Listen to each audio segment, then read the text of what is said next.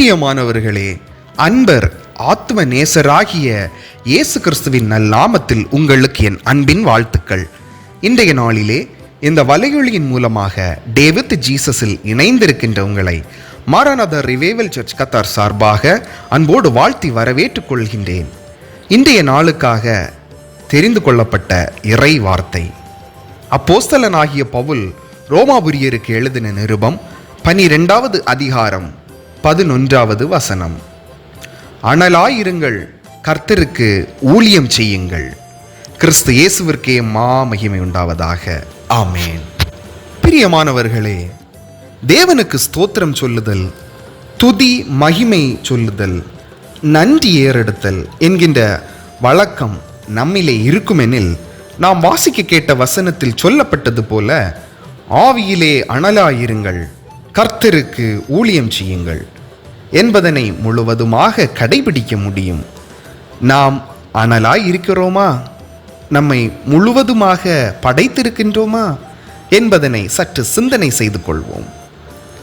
கர்த்தர் நம்மை படைத்த நோக்கம் ஒன்று உண்டு. அதனை குறித்து என்றாவது தேவ சமூகத்தில் காத்திருந்து ஜெபித்திருக்கின்றோமா? இன்றைய தினமே ஒரு தீர்மானம் செய்வோம். கர்த்தருக்கென்று நிலைத்திருந்து அவருடைய வழிகாட்டுதலில் நாம் பின்தொடர்ந்து செல்வோமானால் நம்முடைய நிலைமைகள் மாறும்.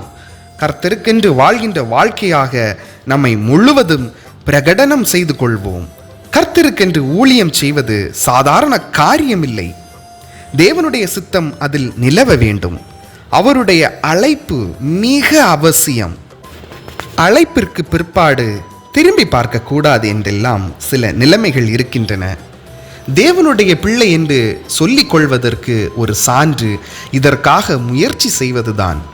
ஆவியிலே அனலாயிருங்கள் என்ற வார்த்தை நம்மை எப்பொழுதுமே தட்டி எழுப்புவதாக, இந்த வார்த்தை நம் மனதிலே எப்பொழுதுமே அமைந்திருப்பதாக.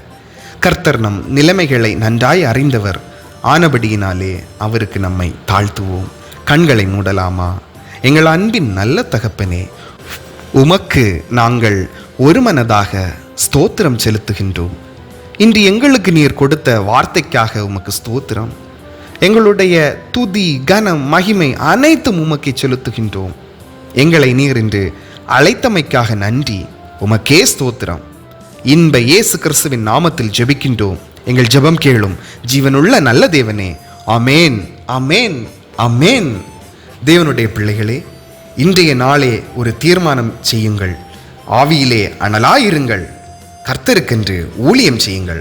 கர்த்தர் உங்களை இன்னும் அதிகமாக ஆசீர்வதிப்பாராக. ஆமேன்.